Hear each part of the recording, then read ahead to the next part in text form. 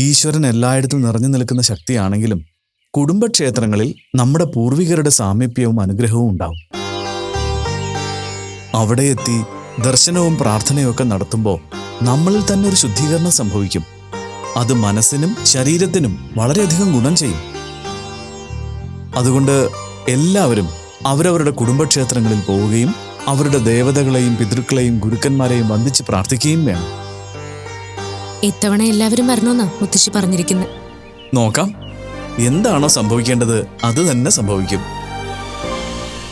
ആ, നിങ്ങളുടെ പുതിയ ഓഫീസിന്റെ കാര്യം എന്തായി? ഇന്റീരിയർ വർക്ക് നടക്കുന്നു. ഉടനെ എല്ലാം തീർത്ത് ഓപ്പൺ ചെയ്യണമെന്ന് ആദർശേട്ടൻ പറഞ്ഞത്. ക്ഷേത്രത്തിലൊന്ന് കയറിയിട്ട് ഓഫീസിലേക്ക് ചെല്ലണം. ആദർശേട്ടൻ അവിടെ ഉണ്ട്.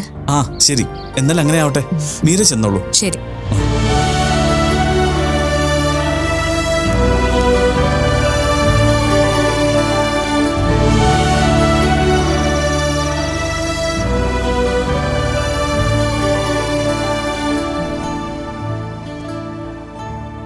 ഓഫീസിന്റെ കാര്യങ്ങളൊക്കെ ഏതുവരെയായി? ഇന്റീരിയർ വർക്ക് കഴിയാറായി. ഇന്ന് രാത്രി കൊണ്ട് ഓൾമോസ്റ്റ് തീരുമെന്ന് അവര് പറഞ്ഞത്. നന്നായി. നിങ്ങളുടെ കാര്യത്തിൽ എനിക്ക് പേടിയൊന്നുമില്ല. ആദർശം മീരയും വർക്കിന്റെ കാര്യത്തിൽ പിഴവൊന്നും വരുത്തില്ലെന്ന് എനിക്ക് നന്നായി അറിയാം. പക്ഷേ അഭിയുടെ കാര്യത്തിൽ എനിക്ക് നല്ല പേടിയുണ്ട്. അതിപ്പോ നമുക്ക് എന്ത് ചെയ്യാൻ പറ്റുമേ?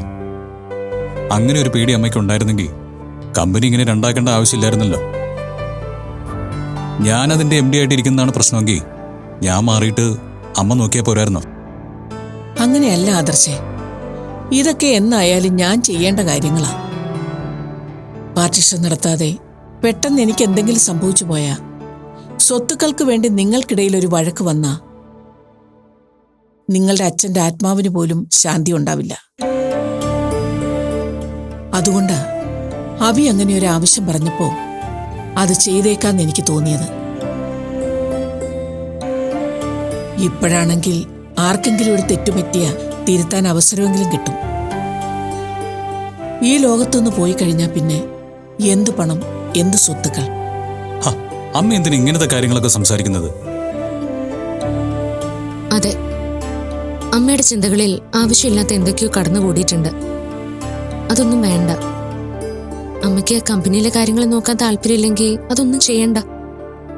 മനസ്സില് ഈശ്വര ചിന്തയുമായിട്ട് സന്തോഷത്തോടെ ഇരിക്കാമല്ലോ. ബാക്കിയൊക്കെ ഭഗവാന്റെ ഇഷ്ടം പോലെ നടക്കട്ടെ. അതല്ലെങ്കിലും അങ്ങനെ തന്നെയല്ലേ മീര? എല്ലാം ഭഗവാന്റെ ഇഷ്ടം പോലെ തന്നെയാ നടക്കുക. ഇവർക്കിടയിൽ ഇങ്ങനെ ഒരു പ്രശ്നം ഉണ്ടാകുമെന്ന് ഞാൻ സ്വപ്നത്തിൽ പോലും കരുതിയതല്ല. എന്നിട്ടും അത് സംഭവിച്ചില്ലേ? അങ്ങനെയാണ് ജീവിതം. സർപ്രൈസായി ഓരോന്നും നമുക്ക് തരും. നമ്മൾ അത് ഏറ്റുവാങ്ങിയേ പറ്റൂ. കഴിഞ്ഞത് കഴിഞ്ഞു.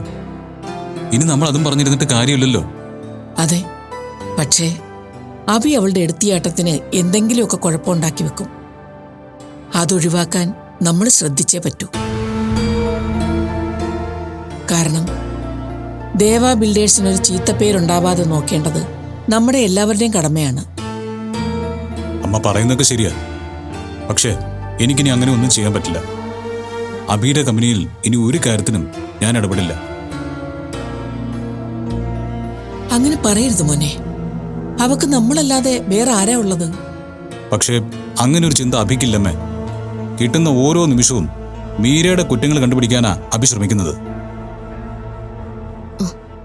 അതൊന്നും കാര്യമാക്കണ്ട ആദർശേട്ടാ. അമ്മ പറഞ്ഞതല്ലേ. അഭിചേച്ചിയുടെ ബിസിനസിന്റെ കാര്യങ്ങള് ആദർശേട്ടന് പുറത്തുനിന്ന് നോക്കാലോ.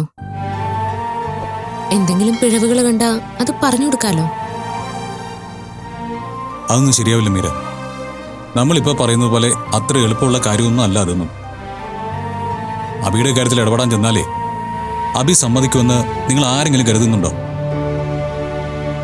വെറുതെ ചീത്തവിളി കേട്ട് കണ്ണുപൊട്ടുമെന്നല്ലാതെ ഒരു പ്രയോജനവുമില്ല.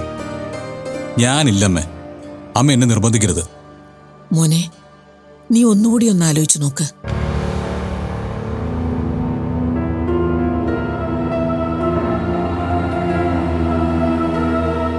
ആദർശേട്ടാ,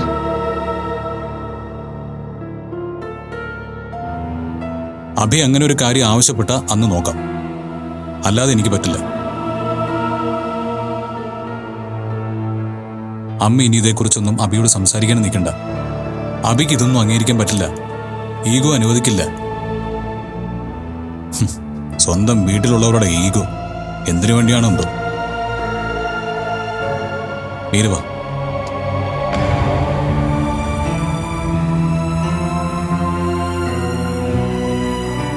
അമ്മ വിഷമിക്കണ്ട, ഞാൻ ആദർശനോടൊന്ന് സംസാരിക്കട്ടെ. വേണ്ട മോളെ, അവൻ പറഞ്ഞതിലും കാര്യമുണ്ട്. പക്ഷേ എനിക്ക് വിശ്വസിച്ചേൽപ്പിക്കാൻ വേറെ ആരുമില്ലല്ലോ.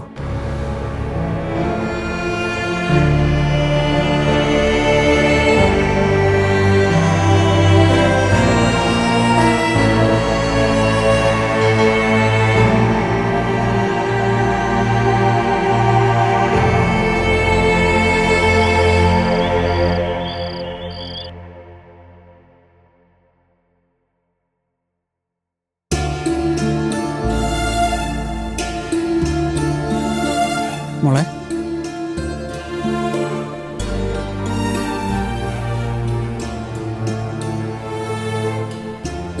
നീ പഠിക്കുവാണോ? അല്ലച്ച. മോളോടൊരു കാര്യം സംസാരിക്കാനുണ്ടായിരുന്നു. എന്താ അച്ഛാ? അത് നമ്മൾ അന്ന് മഹാബലിപുരത്ത് വെച്ച് മോളുടെ ഡാൻസ് കണ്ട ഒരു കൂട്ടര് അച്ഛനെ വിളിച്ചിരുന്നു. എന്താ, വല്ല പ്രോഗ്രാംസിന്റെ കാര്യം പറയാനാണോ? അല്ല, ഒരു കല്യാണ ആലോചനയായിട്ടാ വിളിച്ചത്. അതാണോ? ആ. അത് ഡാൻസ് കണ്ട് ഇഷ്ടം തോന്നിയ ആരെങ്കിലും ആയിരിക്കും. അല്ല മോളെ, ഇത് പയ്യന്റെ അച്ഛനാ. അന്ന് പരിചയപ്പെട്ടതും ഇപ്പൊ വിളിച്ച് സംസാരിച്ചതും എല്ലാം അദ്ദേഹമാണ്. കേട്ടിടത്തോളം നല്ല ആലോചനയായിട്ടാ തോന്നിയേ. അതെന്താ, അച്ഛൻ അറിയാവുന്ന ആൾക്കാരാണോ? അല്ല, എനിക്കറിയില്ല. പക്ഷെ ഞാൻ ഡീറ്റെയിൽസ് ചെക്ക് ചെയ്തു. അവർക്ക് സൗത്ത് ഇന്ത്യയിൽ ഒരുപാട് ഹോട്ടൽസ് ഉണ്ട്. കൂടുതലും റൺ ചെയ്യുന്നത് ടൂറിസ്റ്റ് ഏരിയയിലാണ്. ഫിനാൻഷ്യലി സൗണ്ടാണ്. ആലോചന മുന്നോട്ട് കൊണ്ടുപോകുന്നുണ്ടെങ്കിൽ പയ്യനെ കുറിച്ച് കൂടുതൽ അന്വേഷിക്കാം. ഇപ്പൊ അതൊന്നും നോക്കണ്ട അച്ഛാ, പഠിത്തം കഴിയട്ടെ. അല്ല, പഠിത്തം കഴിഞ്ഞ് വിവാഹം ആലോചിക്കൂന്ന് അച്ഛന് സമ്മതിച്ചതാണല്ലോ. പിന്നെന്താ ഇപ്പൊ പെട്ടെന്നൊരു മാറ്റം? അത് പിന്നെ നല്ല ബന്ധങ്ങളും ആലോചനകളും എപ്പോഴും വരണമെന്നില്ല മോളെ. അവസരങ്ങൾ ദൈവമായിട്ട് മുന്നിൽ കൊണ്ടുവന്ന് വെക്കുമ്പോൾ നമ്മളത് ഉപയോഗിക്കുക. ഈ ആലോചന നല്ലൊരു അവസരമാണെന്ന് അച്ഛൻ ഉറപ്പുണ്ടോ? അറിഞ്ഞിടത്തോളം നല്ലൊരു ആലോചനയാണ്. ബാക്കി നമുക്ക് അന്വേഷിക്കാം. എത്രയൊക്കെ അന്വേഷിച്ചാലും ഒരാളുടെ സ്വഭാവമൊന്നും നമുക്കറിയാൻ സാധിക്കില്ല. ഇപ്പൊ നമ്മൾ ആലോചന ഉറപ്പിച്ചു വെച്ച എനിക്ക് അയാളോട് സംസാരിക്കാനോ ഇഷ്ടാനിഷ്ടങ്ങൾ തിരിച്ചറിയാനോ ഒന്നും സാധിക്കില്ല. അവസാനം പഠിത്തം കഴിയുമ്പോ വിവാഹം നടക്കും. അതിനുശേഷം എന്തെങ്കിലും കുഴപ്പമുണ്ടായാ ഡിവോഴ്സ് ചെയ്ത് ഞാൻ ഇവിടെ വന്ന് നിൽക്കേണ്ടി വരും. അതിലും നല്ലത് പഠിത്തമൊക്കെ കഴിഞ്ഞ് ആലോചന നടത്തുന്നതല്ലേ. അപ്പോഴേക്കും ഇതങ്ങ് പോയാലോ മോളെ? പോയാലത് പോട്ടെ അച്ഛാ. മനോജേട്ടാ, ഇതെന്തിനാ ഇവളോട് ഇങ്ങനെ അനുവാദം ചോദിച്ചുകൊണ്ട് നിൽക്കുന്നേ? നമ്മൾ തീരുമാനിക്കുന്നു, നമ്മൾ വിവാഹം ഉറപ്പിക്കുന്നു, അത് നടത്തുന്നു. അങ്ങനെ നടത്തിയ അമ്മയായിരിക്കും വിവാഹം കഴിക്കാൻ പോകുന്നത്. അമ്മയുടെ ഇഷ്ടത്തിനും തീരുമാനത്തിനും അമ്മയ്ക്ക് ഇഷ്ടമുള്ള ആളെ കല്യാണം കഴിച്ചോ. തർക്കത്തിനും പറയുന്നോടി. ഞാൻ ശരിയായ ഉത്തരം തന്നെയാ പറഞ്ഞത്. ഞാൻ ഒരാളുടെ ഭാര്യയായി ജീവിക്കണമെങ്കിൽ അയാളെ എനിക്ക് സ്നേഹിക്കാൻ കഴിയണം. അല്ലാത്തൊരാളെ എനിക്കെന്തിനാ? യാന്ത്രികമായി വെറുതെ ജീവിക്കുന്നതിൽ നല്ലത് വിവാഹം കഴിക്കാതെ എന്റെ പ്രൊഫഷൻ മര്യാദയ്ക്ക് നോക്കിക്കൊണ്ട് പോകുന്നതല്ലേ. അത് നീയാണോ തീരുമാനിക്കുന്നത്? അതെ, ഞാൻ തന്നെയാ. ഇതിന്റെ പേരിൽ വഴക്കുണ്ടാക്കണ്ട. മര്യാദയ്ക്ക് പഠിച്ചുകൊണ്ടിരുന്ന വിദ്യ വെറുതെ ഞാൻ വന്ന് ഓരോന്ന് പറഞ്ഞു അവളുടെ ശ്രദ്ധ തിരിച്ചു. പഠിത്തം കഴിഞ്ഞ് ആലോചന നടത്താലോ. എന്തിനാ വെറുതെ ഇങ്ങനെ ധൃതി പിടിക്കുന്നേ? പറ്റില്ലെന്ന് പറഞ്ഞില്ലേ? നിനക്ക് തോന്നുമ്പോ ഇങ്ങനെയുള്ള ആലോചനകൾ വരണമെന്ന് നിർബന്ധമൊന്നുമില്ല. അതൊക്കെ വന്നോളും. ധന്യ, നമുക്കത് പിന്നെ സംസാരിക്കാം. മോള് പഠിക്കട്ടെ. അല്ല മനോജേട്ടാ, ഇവള് വിട് ധന്യേ. ഇപ്പൊ നീ ഞാൻ പറയുന്ന കേക്ക്. ആലോചന നടത്താനൊക്കെ മോള് സമ്മതിച്ചോളും. നീ ഇപ്പൊ വാ, നടക്ക.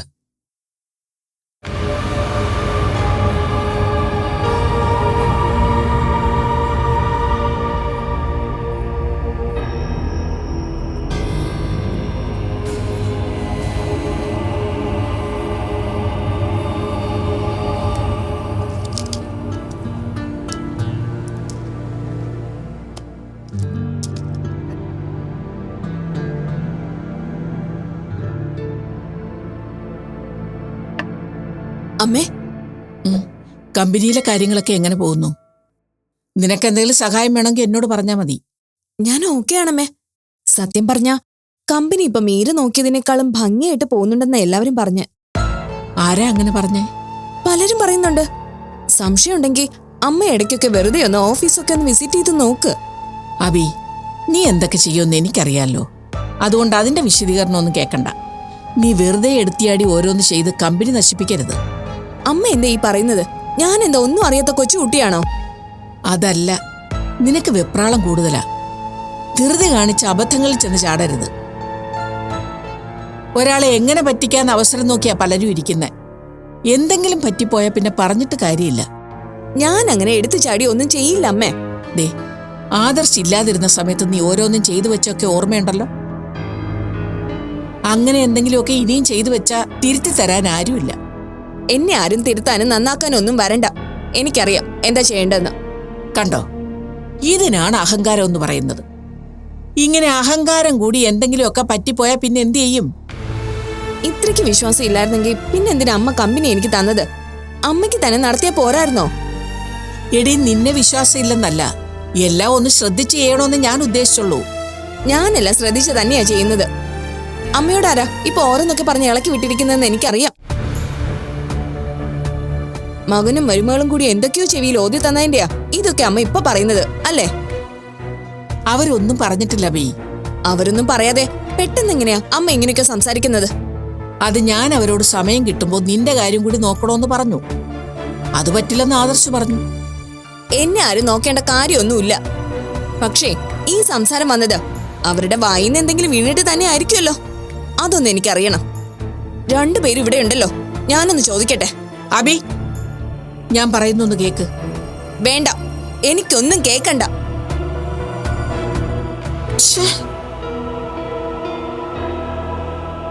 അബി, അബി, ഞാൻ പറയുന്നൊന്ന് കേക്ക്. നീ എന്തിനുള്ള പുറപ്പാടാ? അമ്മ ഒന്നും പറയണ്ട. എനിക്ക് ചോദിക്കാനും പറയാനുള്ളത് ഞാൻ നേരിട്ടായിക്കോളാം. ആദർശേ, ആദർശേ! അബി, ഇവിടെ വഴക്കുണ്ടാക്കാനാണ് നിന്റെ പ്ലാൻ എങ്കിൽ അത് നടക്കില്ല. ഞാനതിന് സമ്മതിക്കില്ല. അമ്മേ, ഞാൻ ആരോട് വഴക്കുണ്ടാക്കാനൊന്നും പോകുന്നില്ല. എന്നെ ഇവിടുന്ന് വിദേശത്തെ ടൂറിനെന്നും പറഞ്ഞ് മാറ്റി നിർത്തിയിട്ട് ആദർശ് അവന്റെ ഭാര്യ വീട്ടുകാരെ ഇവിടെ കൊണ്ടുവന്ന് താമസിപ്പിച്ചു. അവന്റെ ആളി എന്നെ കമ്പനിയിൽ ജോലി കൊടുത്തു. എന്നെ ഇവിടെ നിന്ന് മാറ്റി താമസിപ്പിക്കാൻ അമ്മയെ ഉപദേശിച്ചു. ആ സമയത്തൊന്നും അമ്മയ്ക്ക് അവനോടൊന്നും പറയാനില്ലായിരുന്നു. ഞാൻ വന്നപ്പോ എനിക്കെല്ലാം മനസ്സിലായപ്പോഴും അമ്മ അവനോടൊന്നും പറഞ്ഞില്ല. ഒരുമിച്ചിന് മുന്നോട്ട് പോയില്ലെന്ന് മനസ്സിലായതുകൊണ്ടാ കമ്പനിയൊക്കെ പിരിച്ച് ഓരോരുത്തർക്കും അവരവരുടെ വഴി എന്ന് തീരുമാനിച്ചത് അല്ലേ? എന്നിട്ട് എന്തിനാ എന്നെ ഉപദേശിക്കാൻ അവനോട് പറഞ്ഞത്? എന്റെ കമ്പനിയുടെ കാര്യം നോക്കാൻ എനിക്കറിയാലോ. നീ നിന്റെ കമ്പനിയുടെ കാര്യങ്ങൾ നോക്കിക്കോ. നിന്നെ ആരും ഉപദേശിക്കാൻ വരുന്നില്ല. ഇവിടെ എനിക്ക് സമാധാനം വേണം, അത്രേ ഉള്ളൂ. അമ്മയ്ക്ക് സമാധാന കുറവൊന്നും ഉണ്ടാവില്ല. ഞാൻ എനിക്ക് ചോദിക്കാനും പറയാനുള്ള കാര്യങ്ങൾ പറയുന്നതിന് അമ്മയുടെ സമാധാനം കളയുന്നത് എന്തിനാ? നീയും ആദർശും എന്റെ മക്കളാ. നിങ്ങൾ വഴക്കിട്ട അതിന്റെ വിഷമം എനിക്കുണ്ടാവില്ലേ?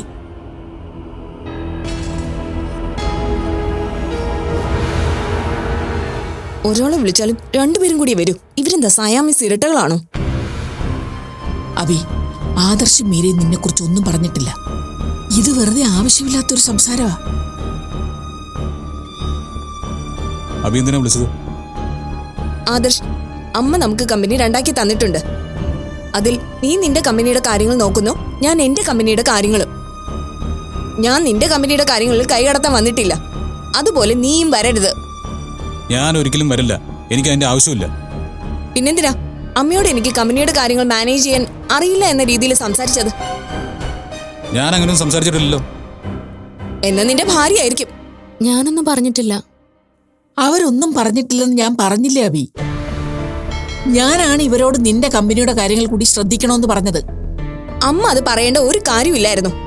അമ്മ അത് പറഞ്ഞപ്പോഴും അതിന് പറ്റില്ലെന്നല്ലേ ഇവൻ പറഞ്ഞത്, അല്ലേ അമ്മേ? അതെ, അതിനെന്താ?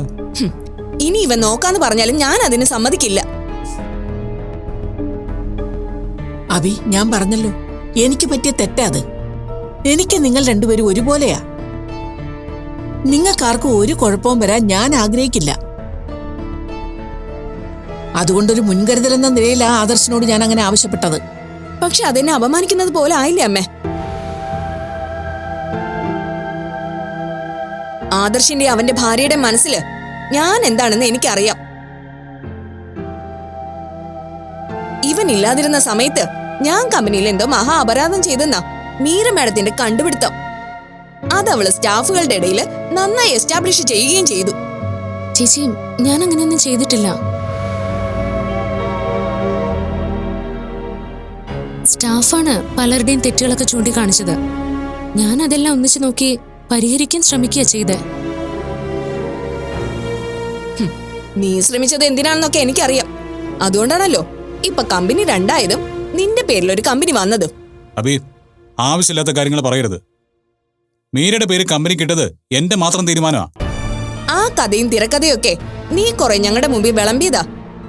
ഞങ്ങളെല്ലാം അത് വെള്ളം തൊടാതെ വിഴുങ്ങിയെന്നാ നീ കരുതിയതെങ്കിൽ തെറ്റി ആദർശേ. ഇവളുടെ തലേണ മന്ത്രോ നിന്നെ കൊണ്ട് ഇതൊക്കെ ചെയ്യിപ്പിച്ചെന്ന് ഞങ്ങൾക്കറിയാം.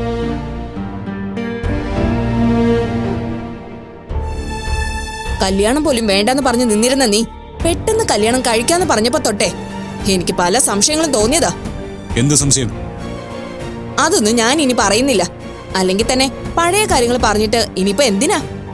സംഭവിക്കാൻ പാടില്ലാത്തതെല്ലാം സംഭവിച്ചു കഴിഞ്ഞില്ലേ? ഇനിയിപ്പോ പരിഹാരമില്ലാത്ത കാര്യത്തെക്കുറിച്ച് സംസാരിച്ച് സമയം കളയുന്നതിൽ അർത്ഥമില്ല. അങ്ങനെയാണെങ്കിൽ ഒന്നും മിണ്ടാതിരിക്കുക വേണ്ടത്. ആളെ കളിയാക്കാൻ പോലെ എന്തൊക്കെയോ പറഞ്ഞിട്ട് ഞാൻ ഇനി ഒന്നും പറയുന്നില്ല എന്ന് പറഞ്ഞിട്ട് കാര്യമില്ല.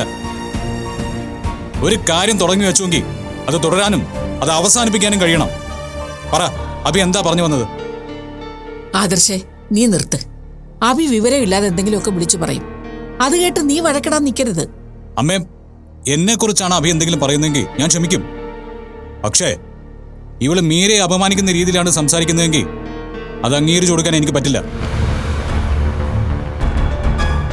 അഭി, നിന്നോട് ഞാൻ പറഞ്ഞു ഈ വീട്ടിൽ സമാധാനം വേണമെന്ന്. നീ ഇങ്ങനെ വെറുതെ വഴക്കുണ്ടാക്കാൻ തുടങ്ങിയാൽ ഞാൻ സമ്മതിക്കില്ല. എന്റെ കാര്യങ്ങൾ ഇടപെടാൻ ആദർശോ മീരയോ വരരുത്.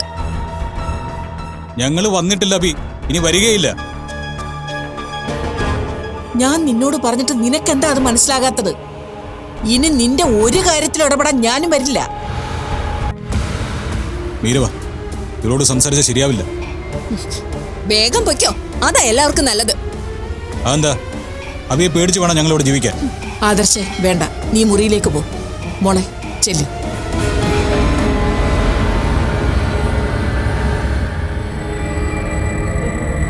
കഷ്ടാവി നിന്റെ കാര്യം. നീ ഇവിടെ മനഃപൂർവ്വം വഴക്കുണ്ടാക്കാൻ ശ്രമിക്കുക. ഇങ്ങനെയാണ് കാര്യങ്ങളുടെ പോക്കെങ്കിൽ എന്താ ചെയ്യേണ്ടതെന്ന് എനിക്കറിയാം. അമ്മ എന്തിനാ എന്നോട് ചൂടാവുന്നത്? അഭി, നീ വെറുതെ അഭിനയിക്കുക. ആദർശ മീരെ ഒന്നും പറഞ്ഞിട്ടില്ലെന്ന് നിനക്ക് മനസ്സിലായിട്ടുണ്ട്. പക്ഷേ നിനക്ക് വഴക്കുണ്ടാക്കാൻ ഒരു കാരണം വേണം. അതിനാ നീ ഇപ്പൊ ശ്രമിച്ചത്. എന്താ നിന്റെ ഉദ്ദേശം? ആദർശനെ മീരെ ഇവിടുന്ന് പുറത്താക്കാനാണോ?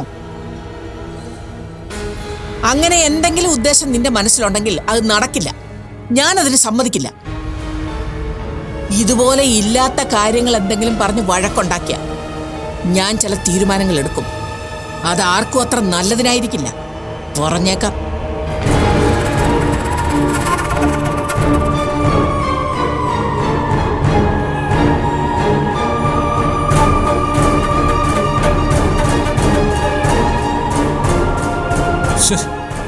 എന്തൊരു കഷ്ടമായത്. അബിയുടെ ഒരു കാര്യത്തിലും നമ്മൾ ഇടപെടില്ല എന്ന് അമ്മയോട് പറഞ്ഞതാ. എന്നിട്ടും അബി വഴക്കുണ്ടാക്കിയത് കണ്ടില്ലേ? അമ്മ ആ കാര്യം അഭിഷേചോട് പറഞ്ഞു എന്ന് നമ്മുടെ മുന്നിൽ വെച്ച് തന്നെ പറഞ്ഞല്ലോ. എന്നിട്ടും ഇപ്പൊ പ്രശ്നങ്ങൾക്ക് കുറവൊന്നുമില്ലല്ലോ. ഞാൻ പറഞ്ഞില്ലേ മീര, അബി ഇവിടെ താമസിക്കുന്നിടത്തോളം കാലം നമുക്ക് മനസ്സമാധാനം ഉണ്ടാകാൻ പോകുന്നില്ല. ഇവിടുന്ന് മാറി താമസിക്കുന്നതിന് പോംവഴിയുള്ളൂ. വേണ്ട ആദർശേട്ടാ, ആ ഒരു ചിന്ത വേണ്ടെന്ന് നമ്മൾ മുൻപേ തീരുമാനിച്ചതല്ലേ. അമ്മയോട് നമ്മൾ പോവില്ല എന്ന് പറഞ്ഞതുമല്ലേ. ഇനിയും നമ്മൾ അങ്ങനെ പറയുന്നത് ശരിയല്ല. മനുഷ്യന്റെ ജീവിതത്തിൽ വേണ്ടത് മനസ്സമാധാനമാണ്. അത് കിട്ടാതെ സ്വന്തം വീട്ടിലാണെങ്കിലും ജീവിച്ചിട്ട് എന്താ കാര്യം? അബിയുടെ സ്വഭാവം എന്താന്ന് അമ്മയ്ക്കിപ്പോൾ നന്നായിട്ട് മനസ്സിലായിട്ടുണ്ട്. അതുകൊണ്ടാ അമ്മ ഇനി അബിയുടെ കാര്യത്തിൽ ഇടപെടില്ല എന്ന് പറഞ്ഞത്. അമ്മയുടെ മനസ്സ് എന്തുമാത്രം വേദനിച്ചിട്ടായിരിക്കും അമ്മ അങ്ങനെ പറഞ്ഞത്. ഒരമ്മയ്ക്ക് തൻ്റെ മക്കൾ എല്ലാവരും ഒരുപോലെയാണ്. അവരെന്നും നല്ല സ്നേഹത്തോടെ ഒരുമിച്ചുണ്ടാവണമെന്നേ ഏതൊരമ്മ ആഗ്രഹിക്കൂ. അതൊക്കെ തന്റെ സങ്കല്പത്തിലെ അമ്മയാണ് മീര. എന്റെ അമ്മയും അങ്ങനെയൊക്കെയാണെന്ന് ഞാൻ കുറെ നാൾ മുമ്പ് വരെ വിശ്വസിച്ചിരുന്നു. പക്ഷെ അങ്ങനെയല്ലാന്ന് എനിക്കിപ്പം മനസ്സിലായി. അമ്മ എന്നെ മനസ്സിലാക്കുകയും സ്നേഹിക്കുകയും ചെയ്തിരുന്നെങ്കിൽ ഞാൻ ജയിലിലായിരുന്ന സമയത്ത് അഭിക്കൊപ്പം ചേർന്ന് തന്നെ ഇവിടുന്ന് പറഞ്ഞയക്കില്ലായിരുന്നു. അതങ്ങനെയല്ല ആദർശേട്ടാ. അഭിശേഷി എന്നോട് കൂടുതൽ പ്രശ്നങ്ങൾ ഉണ്ടാക്കാതിരിക്കാനാ അമ്മ എന്നോട് വീട്ടിൽ പോയി നിൽക്കാൻ പറഞ്ഞത്. അതൊക്കെ താൻ അമ്മയെ ന്യായീകരിക്കാൻ കണ്ടെത്തുന്ന വാദങ്ങളാ. പക്ഷെ സത്യം അതൊന്നുമല്ല. അമ്മ ആദ്യമൊന്നും അഭിയുടെ വാക്കുകൾക്ക് ചെവി കൊടുത്തിരുന്നില്ല. പക്ഷെ നിരന്തരം അഭിയുടെ ഉപദേശങ്ങൾ വന്നു തുടങ്ങിയപ്പോ എവിടെയൊക്കെ അമ്മയ്ക്ക് ചാഞ്ചാട്ടം ഉണ്ടായി. അതാണ് അഭി മുതലാക്കിയത്. എന്നിട്ടോ അവളെ നിയന്ത്രിക്കാൻ പറ്റാത്ത വിധം അമ്മയുടെ കൈവിട്ട് പോവുകയും ചെയ്തു. അതിന്റെയൊക്കെ ഫലമാണ് ഇന്ന് കമ്പനി രണ്ടായതും ഒരു വീട്ടിൽ തന്നെ സ്വന്തം കൂടപ്പിറപ്പിനെ ശത്രുസ്ഥാനത്ത് കാണേണ്ടി വന്നതും.